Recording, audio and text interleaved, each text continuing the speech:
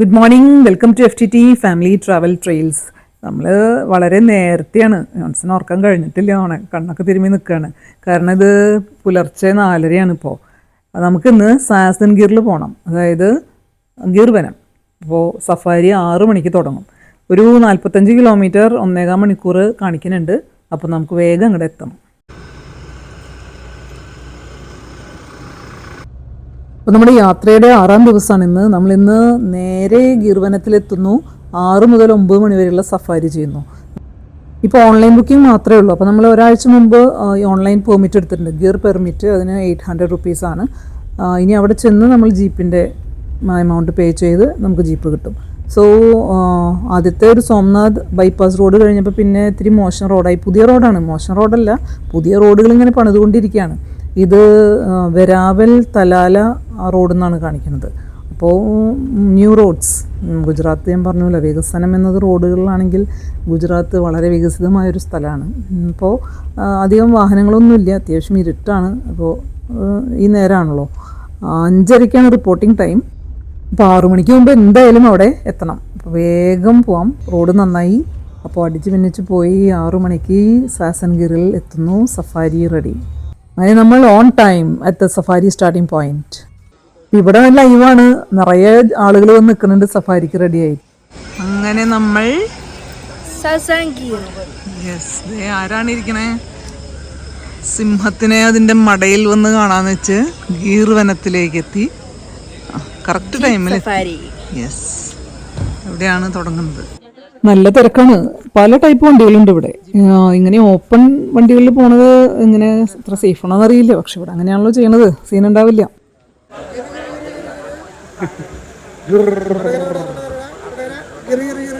എല്ലാവരും പച്ചയിട്ട് കാട് കയറാൻ വന്നേക്കാം.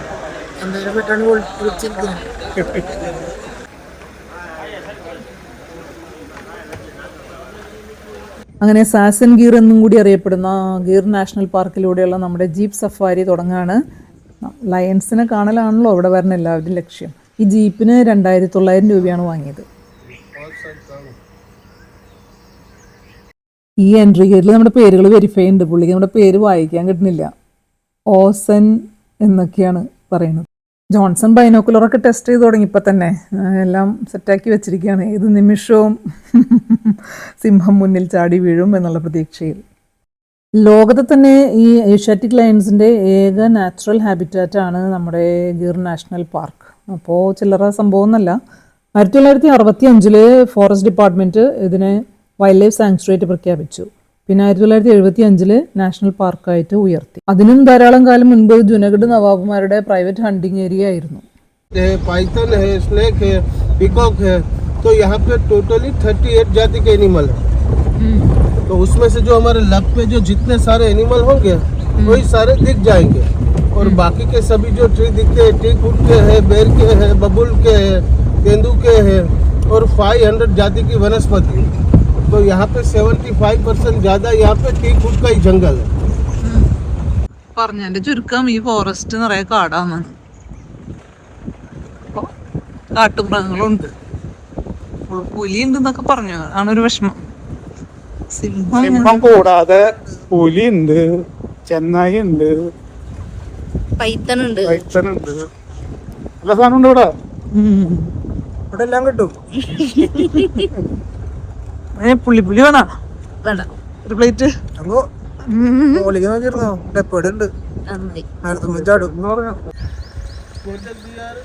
जिसके ऊपर जो होल देते हैं वो मेल रहता है, विदाउट होल रहते हैं वो फीमेल रहती है. जो फीमेल है वो साल में 2 बार बच्चे का जन्म देती है.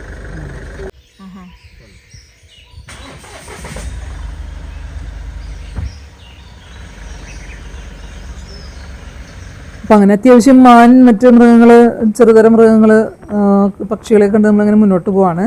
നല്ല സൺറൈസ് കണ്ട് ഇങ്ങനെ ഈ കാട്ടിലൂടെ. കാട് എന്ന് പറഞ്ഞു കഴിഞ്ഞാൽ ഇതൊരു ഗീർ വനങ്ങൾ വളരെ ഡ്രൈ ആയിട്ടുള്ള കത്തിയാർ ഗീർ ഡ്രൈ ഇക്കോ റീജിയനാണ്. ഇത് ഏഷ്യാറ്റിക് ലയൺസിന് ഏറ്റവും ഇഷ്ടമുള്ളൊരു ഭൂപ്രകൃതിയാണ്. അതുകൊണ്ടാണ് അവരിവിടെ ഫ്ലറിഷ് ചെയ്യുന്നത്. ഏറ്റവും പുതിയ ലയൺ സെൻസസ് പ്രകാരം 891 ലയൺസ് ഇവിടെ ഉണ്ട് മൊത്തത്തിൽ. അതിൽ ഫോറസ്റ്റിൻ്റെ ഉള്ളിൽ, അതായത് ഈ സാങ്ച്വറിയുടെ ഉള്ളിൽ 394ഉം മറ്റുള്ളതൊക്കെ അതിൻ്റെ അഡ്ജോയിനിങ് ഏരിയകളിലാണ്. അപ്പോൾ അവിടെയാണ് കൂടുതൽ. പുള്ളിമാനുകൾ ധാരാളമായിട്ട് ഇങ്ങനെ ഓടി നടക്കുന്നുണ്ട്. റോഡിന് കുറുകെ ഇങ്ങനെ വണ്ടി വരുമ്പോൾ ചാടി ഓടണ കാണാം. ഈ ഓട്ടം കാണുമ്പോൾ സിംഹങ്ങാനും പിന്നാലെ വരുന്നുണ്ടോ എന്ന് നമുക്കൊരു തോന്നലുണ്ടായി. പക്ഷെ അങ്ങനെയൊന്നും സംഭവിച്ചില്ല. പിന്നെ പുലർച്ചെയാണല്ലോ, അങ്ങനെ നിന്ന് ഭക്ഷണമൊക്കെ കഴിക്കുന്നുണ്ട്. പക്ഷേ ഫോട്ടോയ്ക്കൊക്കെ പോസ് ചെയ്യുന്നുണ്ട്. നമ്മൾ ലൈന് വേണ്ടി വെയിറ്റ് ചെയ്യുക. ഇന്നലെ ഈ സമയത്ത് വന്നു, ഇന്ന് ഈ സമയത്ത് വരുന്നതാണ് പറയപ്പെടുന്നത്. പക്ഷെ ഒരു കൃത്യനിഷ്ഠയില്ലാത്തൊരു ലൈനാണെന്ന് തോന്നുന്നു. 7 മണി കൃത്യം 1 മണിക്കൂറായി നമ്മൾ സ്റ്റാർട്ട് ചെയ്തിട്ട്. 1 മണിക്കൂറായില്ലേ അല്ലേ? 40 മിനിറ്റ്.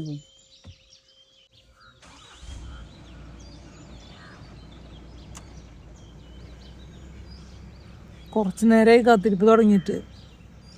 സിംഹനി ഇങ്ങോട്ട് വരുന്നില്ലെങ്കിൽ നമ്മൾ അങ്ങോട്ട് ഒന്ന് കാണണം സിംഹത്തിനെ. മടയിൽ പോയിട്ട് ഇറങ്ങി വാടാ, ധൈര്യം ഉണ്ടെങ്കിൽ. എല്ലാവരും ഇവിടെ വണ്ടി ഒതുക്കി കാത്ത് കിടക്കാണ്. വരാതിരിക്കില്ല.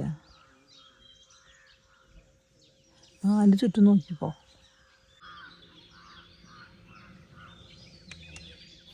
അങ്ങനെ വളരെ സൂക്ഷ്മമായിട്ട് ശാന്തമായി ശബ്ദം ഉണ്ടാക്കാണ്ട് ചുറ്റും നോക്കിയിരിക്കുകയാണ് ഞങ്ങൾ. ഏത് വശത്തു നിന്നാണ് വരികയെന്നറിയില്ലല്ലോ. ദൂരത്തേക്ക് ഇങ്ങനെ ഫോക്കസ് ചെയ്ത് ജോൺസൺ ബൈനോക്കുലറൊക്കെ വെച്ച് ഇപ്പം വരും എന്നുള്ള മട്ടിലിരിക്കുകയാണ്. ഒരു ഗുറു ശബ്ദം കേൾക്കുന്നുണ്ട്. അത് നോക്കിയപ്പോൾ സിംഹമൊന്നല്ല, ഇവിടെ ഒരുത്തം കിടന്ന് കൂർക്കം വലിച്ച് ഉറങ്ങാണ്. പുലർച്ചേൻ്റെയും ചൂടിൻ്റെയും മൊത്തത്തിലുള്ള ഉറക്കക്കുറവ്, യാത്ര ഒക്കെ തന്നെ ക്ഷീണമായിട്ട്. അങ്ങനെ നേരം കുറേ കഴിഞ്ഞപ്പോൾ മുന്നിലായിട്ടൊരു അനക്കുണ്ടെന്ന് ഫ്രണ്ടിലെ ജീപ്പ് ഒരു സിഗ്നൽ തന്നപ്പോൾ ഞങ്ങളെല്ലാവരും പതുക്കെ മുന്നോട്ട് നീങ്ങി.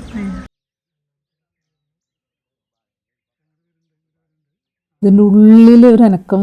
കുഞ്ഞു കുട്ടികളുണ്ട് അതിൻ്റെ ഉള്ളിൽ. പുറത്തേക്ക് ഒരെണ്ണം പുറത്തേക്ക് വന്നു.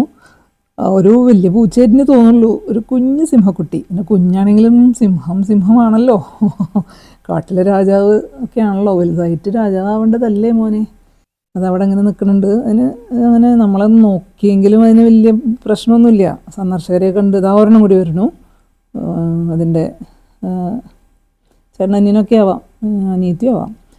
അപ്പോൾ അങ്ങനെ അത് വന്ന് നമ്മളെ നോക്കുന്നുണ്ട്. അവർക്ക് സന്ദർശകരൊക്കെ നല്ല പരിചയമായി. അപ്പോൾ ഈ കുട്ടികൾ വന്നു കഴിഞ്ഞാൽ അമ്മയും വരുന്നതാണ് ഇവിടെ പറഞ്ഞത് ഗൈഡ്. അപ്പോൾ വെയിറ്റിംഗ്.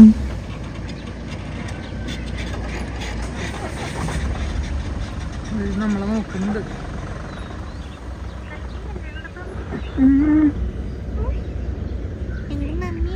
സൂക്ഷിച്ചു നോക്കിയാൽ കുട്ടികളെ കൂട്ടിക്കൊണ്ടുപോകണ അമ്മയുടെ വാല് കാണാൻ പറ്റും, സിംഹിയുടെ. എൻ്റെ കഷ്ടകാലത്തിന് ഞാൻ ഫോൺ സ്റ്റാർട്ട് ചെയ്യാൻ മറന്നുപോയി. ഫോക്കസൊക്കെ കാര്യമായിട്ട് ചെയ്തു, സ്റ്റാർട്ട് ചെയ്തില്ല.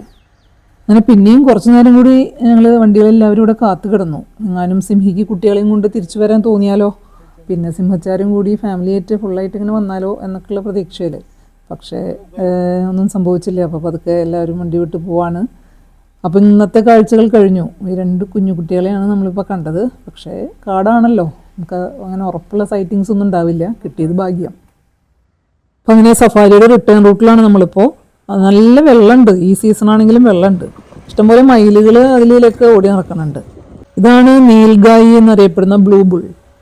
ഇത് പ്രത്യേകമുള്ള സംഭവമാണ്. Largest antelope in Asia. അതുപോലെ ഇത് വളരെ പഴയ ബോസിലാഫസ് എന്ന് പറഞ്ഞ ജീനസിലെ ഏക മൃഗമാണ്.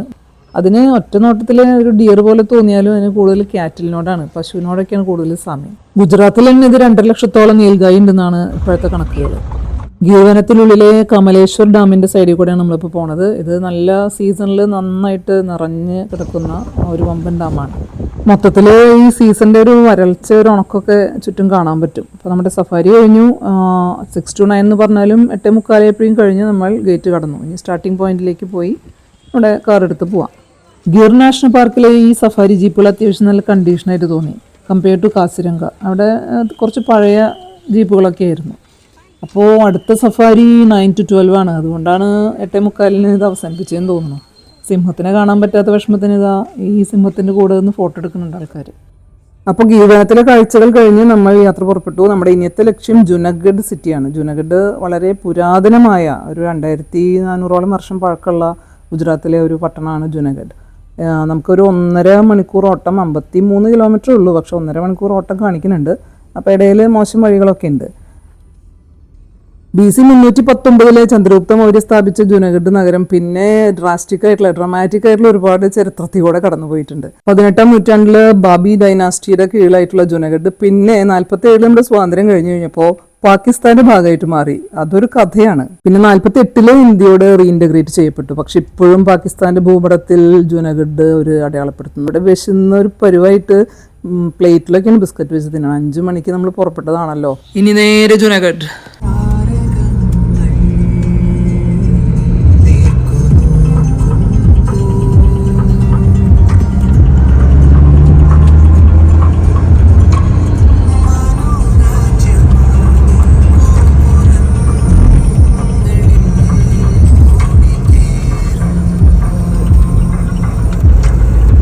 ജുനഗഡിന്റെ വേറെ പ്രത്യേകത ആ കാണുന്ന ഗിർനാർ മലനിരകളുടെ താഴെ കിടക്കുന്ന ഒരു സിറ്റിയാണിത്.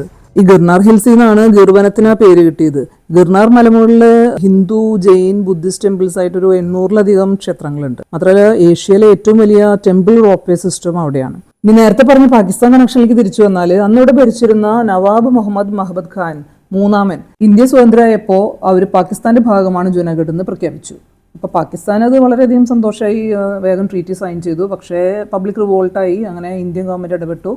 സർദാർ വല്ലഭായ് പട്ടേൽ നേതൃത്വത്തിൽ ശക്തമായ ജുനഗഡിനെ ഇന്ത്യയിൽ തന്നെ ഉറപ്പിച്ചു നിർത്തി. ഈ കാണുന്നത് ചിറ്റാഗാന ചൗക്കി എന്ന് പറയുന്ന ഒരു വളരെ ഹിസ്റ്റോറിക്കൽ ആയിട്ടുള്ള സ്ട്രക്ചറാണ്. ഇതുപോലെ പല ഗേറ്റുകളും ജുനഗഡിന്റെ പല ഭാഗത്തായിട്ട് നമുക്ക് കാണാൻ പറ്റും. ഇതാ കാണുന്നു നമ്മുടെ മഹബത്ത് മക്ബര പാലസ് എന്ന് പറയുന്ന ഒരു വളരെ ഓർണേറ്റ് ആയിട്ടുള്ള വൈറ്റിൽ പെയിന്റ് അടിച്ച് ഗോൾഡൻ കളറിൽ ഇങ്ങനെ മീനിങ്ങി നിൽക്കുന്ന ഗംഭീരൻ വിസ്മയം.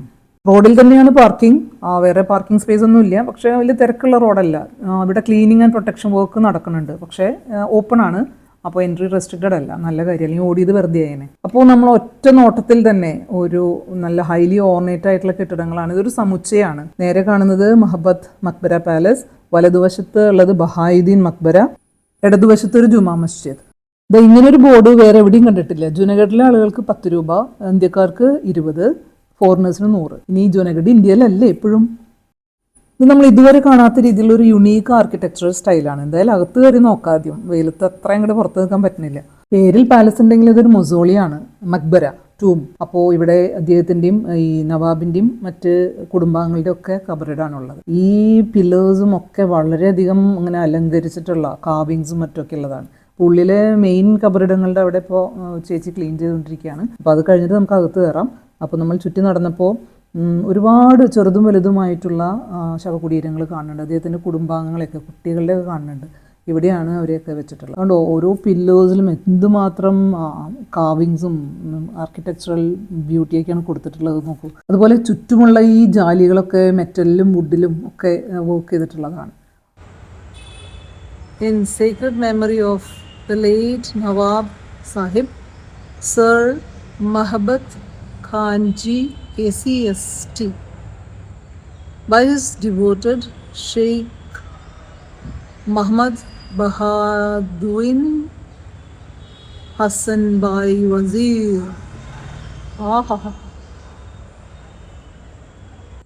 ഈ മെയിൻ ഡോറും അതിൻ്റെ കൂടെയുള്ള ജാലിയൊക്കെ പെട്ടെന്ന് മെറ്റലാന്ന് തോന്നുമെങ്കിലും നല്ല ഹെവി വുഡിലുള്ള ഭയങ്കര പ്രിസൈസ് ആയിട്ടുള്ള കാവിങ്സ് ആണ്. It's very beautiful. അപ്പോൾ ഇതാണ് ഈ പാലസിൻ്റെ സെൻട്രൽ ഏരിയ. ഇതിൻ്റെ വർക്ക് തുടങ്ങി വെച്ചത് 1878 നവാബ് മഹബത് ഖാൻ രണ്ടാമൻ തന്നെയാണ്. അദ്ദേഹമാണ് ഇപ്പോൾ ആ ടൂമിനുള്ളിൽ കിടക്കുന്നത്. അദ്ദേഹത്തിൻ്റെ ചുറ്റും അദ്ദേഹത്തിൻ്റെ ഫാമിലി മെമ്പേഴ്സും. ഇത് കംപ്ലീറ്റ് ചെയ്തത് 1892 അദ്ദേഹത്തിൻ്റെ അനന്തരാവകാശിയാണ്. ഇപ്പോൾ ഒരു പാലസ് ലൈക്ക് മൊസോളിയത്തിൽ കിടക്കണം എന്നുള്ള അദ്ദേഹത്തിൻ്റെ അന്ത്യാഭിലാഷമായിരുന്നു. പുറത്ത് കിടക്കുമ്പോൾ ഇടത്തുവശത്ത് കാണുന്ന ജുമാ മസ്ജിദ് ഇതേ പാറ്റേൺ തന്നെയാണ്. ഈ മഹബത് മക്ബര പാലസിൻ്റെ ഒരു പ്രത്യേകത എന്ന് വെച്ച് കഴിഞ്ഞാൽ ഇതൊരു ഫ്യൂഷൻ ഓഫ് ആർക്കിടെക്ചറൽ സ്റ്റൈൽസ് ആണ്. ഇന്തോ ഗോത്തിക്, മുഗൾ, ഇസ്ലാമിക്, അതുപോലെ ഗുജറാത്തി ആർക്കിടെക്ചർ, അങ്ങനെ എല്ലാം ഇതിൽ സമന്വയിപ്പിച്ചിട്ടുണ്ട്. ധാരാളം ഒണിയൻ ഷേപ്പ് ഡോംസ് ചെറുതും വലുതുമായിട്ട് ഇതിൽ കാണാൻ പറ്റും.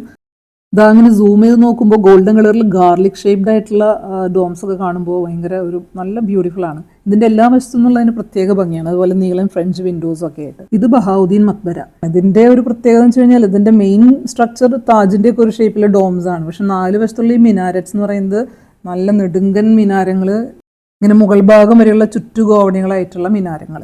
ഇതിൻ്റെ ക്ലീനിങ് നടക്കുന്നുണ്ടെന്ന് പുറത്ത് ബോർഡ് ഉണ്ടായിരുന്നല്ലോ. അപ്പോൾ ആ മന്ദിരത്തിൻ്റെ കഴിഞ്ഞു ഇപ്പോൾ ഇതിൻ്റെയാണ് നടക്കുന്നത്. ഇപ്പോൾ നിറയെ പൊടിയാണ്.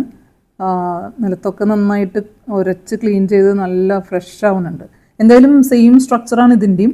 ഇത് പണിതത് മഹബൂബ് ഖാന്റെ മിനിസ്റ്റർ ആയിരുന്ന ഷെയ്ഖ് ബഹൌദ്ദീൻ ഹുസൈൻ ബാർ. ഇത് 1891 തുടങ്ങി 96 കഴിഞ്ഞു. അദ്ദേഹത്തിന്റെ ശവകുടീരം, അദ്ദേഹത്തിന്റെ ഫാമിലിയുടെ ഒക്കെ കബറിടങ്ങളാണ് ഇവിടെ ഉള്ളത്. അപ്പോൾ ഈ രണ്ട് മക്ബരകളും പുറത്തുനിന്ന് നോക്കുമ്പോൾ ഡിഫറെൻറ്റ് സ്റ്റൈൽ തോന്നിയെങ്കിലും, ഡിഫറെൻറ്റ് ഷേപ്പ് തോന്നുകയാണെങ്കിലും ഉള്ളിൽ ഒരേ തരത്തിലുള്ള കാവിങ്സും ഫ്ലോറൽ ഡിസൈൻസും ഒക്കെ ഒരേ കളർ തീമാണ്. പിന്നെ ഇവർ രാജാവും മന്ത്രി എന്നുള്ളതിനപ്പുറത്ത് വളരെ അടുത്ത സ്നേഹിതരും അളിയന്മാരായിരുന്നു ഇവർ. അപ്പോൾ ഒരുമിച്ചാണ് ഇവരെല്ലാ കാര്യങ്ങളും ചെയ്തിരുന്നത്. അപ്പോൾ അങ്ങനെ അന്ത്യവിശ്രമം കൊള്ളുന്നു ഇവിടെ അടുത്തടുത്തായിട്ട്. പിന്നെ ഇതിലെ ഈ മാർബിൾ ജാലികളാണ്. ഇത് ഒറ്റ നോട്ടത്തിൽ എനിക്ക് സിമെൻറ്റാണ് തോന്നിയത്, പക്ഷേ എന്ത് മൈന്യൂട്ട് ബ്യൂട്ടിഫുൾ ആയിട്ടുള്ള മാർബിൾ കാർവിങ്സ് ഉള്ള ജാലികൾ. അപ്പോൾ നമ്മൾ അവിടെ നിന്ന് ഇറങ്ങി ഉപ്പാർകോട്ട് ഫോർട്ടിലേക്ക് പോവാണ്. അപ്പോൾ അതിൻ്റെ ഗേറ്റാണ് ഇപ്പോൾ കിടക്കുന്നത്. നേരെ കാണുന്നത് ഗിർനാർ ഹിൽസ്. ഇത് 2300 വർഷം പഴക്കമുള്ള കോട്ടയാണ്. ജുനഗഡ് എന്നുള്ള വാക്കിൻ്റെ അർത്ഥം തന്നെ ഓൾഡ് ഫോർട്ട് എന്നാണ്. ഇതൊരു ഗംഭീരൻ കോട്ടയാണ്. 319 BC ചന്ദ്രഗുപ്ത മൗര്യ പണിതതാണ്. ഈ ഫോർട്ട് വാൾസിന് 20 അടിയോളം ഉയരമുണ്ട്. അതുപോലെ ഇതിൻ്റെ ഉള്ളിൽ ഒരുപാട് കാര്യങ്ങൾ, ക്യാനൻസ്, പീരങ്കികൾ, അതുപോലെ സ്റ്റെപ്പ് വെൽസ്, അങ്ങനെ പല സംഭവങ്ങളും. ഇവന് ജെയിൻ ടെമ്പിൾ, പുരാതനമായ ഗുഹാക്ഷേത്രങ്ങളുണ്ട്. ഇങ്ങനെ കോട്ട ഇങ്ങനെ നോക്കി നിൽക്കുമ്പോൾ നമുക്ക് അതിനുള്ളിൽ കയറണം എന്നൊക്കെ ആഗ്രഹമുണ്ട്. പക്ഷേ നമ്മൾ വളരെ ടയർഡാണ് സത്യത്തിൽ. അടുത്ത പ്രശ്നം 43 ഡിഗ്രിയാണ് ടെമ്പറേച്ചർ. അതിൻ്റെ വിശദമായ മാപ്പ് പുറത്തുണ്ട്. പക്ഷേ ഉച്ച 12 മണി. നമ്മൾ ഈ കോട്ടയുടെ ഉള്ളിൽ ഒരുപാട് നടക്കണം. നമുക്ക് ശരിക്കും ടയർഡായ പോലെ. കാരണം നമ്മളിന്ന് വളരെ നേരത്തെ തുടങ്ങി. ഗീർവനം കഴിഞ്ഞു, മക്ബരകൾ കഴിഞ്ഞു, പുലർച്ചെ 3-3:30 എഴുന്നേറ്റതാണ്. അപ്പോൾ നമ്മൾ ഇവിടുന്ന് പോവാണ്. അങ്ങനെ നമ്മൾ ജുനഗഡ് സിറ്റിയോട് വിട പറയാണ്. ഇതാ നല്ലൊരു ക്ലോക്ക് ടവർ, വളരെ ഹെറിറ്റേജുള്ള ഇത്തരം ഒരുപാട് ഗേറ്റുകളും സ്ട്രക്ചേഴ്സും ഒക്കെ ഈ സിറ്റിയിൽ എല്ലായിടത്തും കാണാം. ഇതാ ഗിർനാർ ഹിൽ ടെമ്പിൾസിലേക്കുള്ള വെൽക്കം ഗേറ്റാണിത്. നല്ല വമ്പൻ ഗേറ്റാണ്. ശരിക്കും ജുനഗഡ് ഒരു ഹിഡൻ ജെമ്മാണ് ഗുജറാത്തിലെ. അങ്ങനെ ഒരു ഭക്ഷണ സ്ഥലം കിട്ടാനായിട്ട് കുറേ അങ്ങോട്ട് നീങ്ങേണ്ടി വന്നു. കത്തിയവാടി, താലി മീൽസ് ഒക്കെയുള്ള, അത് മാത്രമുള്ള ഒരു സ്ഥലം. അപ്പോൾ നമ്മൾ എന്തായാലും കയറി. ഗുജറാത്തിൻ്റെ സ്പെഷ്യൽ താലി മീൽസ് നല്ല സ്ഥലമാണ്, നീറ്റ് ആൻഡ് ക്ലീൻ ആണ്. നമ്മൾ മാത്രം നല്ല ഏകാന്തത. അപ്പോൾ എന്തായാലും അതുകൊണ്ട് പുള്ളി നിന്ന് നമുക്കിങ്ങനെ വിളമ്പി തന്നു. സാമ്പാറൊക്കെ ഇങ്ങനെ നോക്കി കൊതിയോടെ ഇരിക്കുന്ന ദിവസം ആദ്യമായിട്ടാണ് കാണുന്നത്. വിശന്ന് കണ്ണ് തള്ളി എല്ലാവരുടെയും. ചേട്ടാ എങ്ങനെയായിരുന്നു ഫുഡ്? ചോറ് കിട്ടി, ഇഷ്ടംപോലെ കിട്ടി. പരിപ്പുണ്ടായിരുന്നു, ഉരുളക്കിഴങ്ങ് കറി ഉണ്ടായിരുന്നു, പിന്നെ നല്ല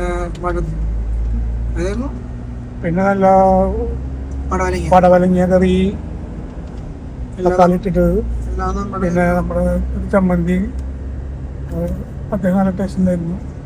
ഗുജറാത്തി മീൽസ്, ഗുജറാത്തി താലി അവിടെ അത് മാത്രമേ ഉള്ളൂ. അതിന് 150 rupees. അപ്പോൾ രസമുണ്ടായിരുന്നു. പിന്നെ അതിൻ്റെ കൂടെ ഫ്രൈംസ് ഉണ്ടായിരുന്നു, ചപ്പാത്തിയും അതിൻ്റെ ഭാഗമായിരുന്നു. Everything inclusive. അതൊക്കെ നടന്നു. അപ്പൊ നമ്മൾ എങ്ങോട്ടാ പോണേ?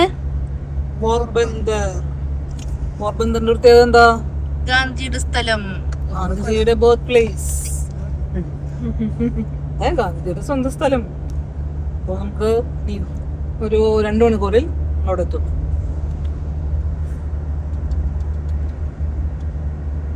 പോർബന്ദറിലേക്ക് പോയിക്കൊണ്ടിരിക്കുകയാണ്.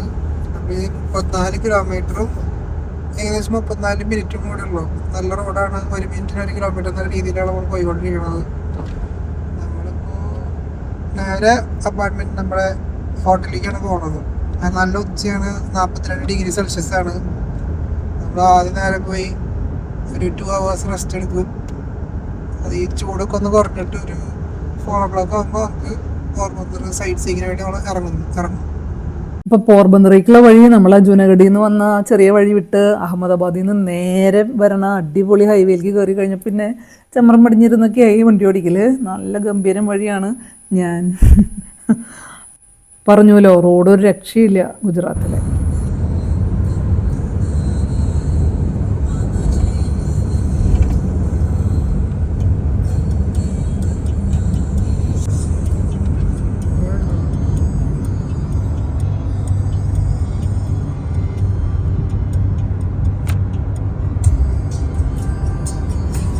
അങ്ങനെ ഇതാ നമ്മൾ പോർബന്ദർ സിറ്റിയിലേക്ക് ഇറങ്ങി.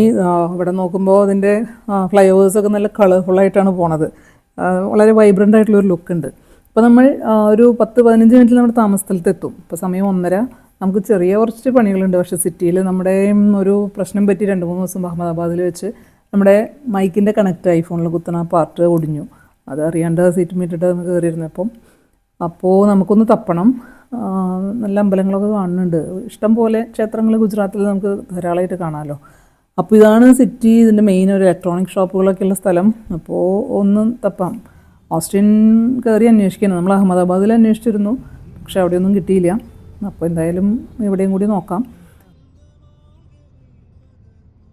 ഇപ്പോൾ 3-4 ഷോപ്പിൽ കയറിയിട്ടും കാര്യമൊന്നും ഉണ്ടായില്ല. കിട്ടിയ 1-2 തീരെ കമ്പാറ്റബിളും അല്ലായിരുന്നു. അപ്പോൾ നമ്മളങ്ങനെ പോവാണ്, നമ്മുടെ താമസ സ്ഥലത്തേക്ക് പോകുന്നു.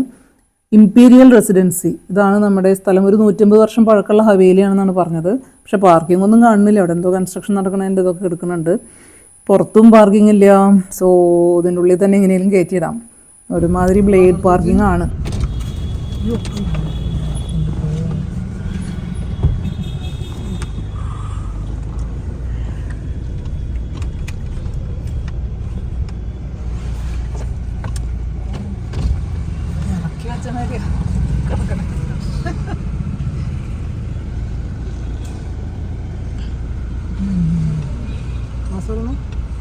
അങ്ങനെ ഇമ്പീരിയൽ റീജൻസിയിലേക്ക് പ്രവേശിച്ചു, പോർബന്ദർ. ഇപ്പോൾ സമയം ഉച്ചയ്ക്ക് 2 മണി കഴിഞ്ഞിട്ടേ ഉള്ളൂ. നമ്മളൊന്ന് കുറച്ച് നേരം റെസ്റ്റ് ചെയ്ത് വെയിലാറുമ്പോൾ പുറത്ത് കിടന്ന് ഗാന്ധിജിയുടെ ജന്മസ്ഥലം കാണണം, പിന്നെ പോർബന്ദർ ഒന്ന് കാണണം. So see you soon, stay with us.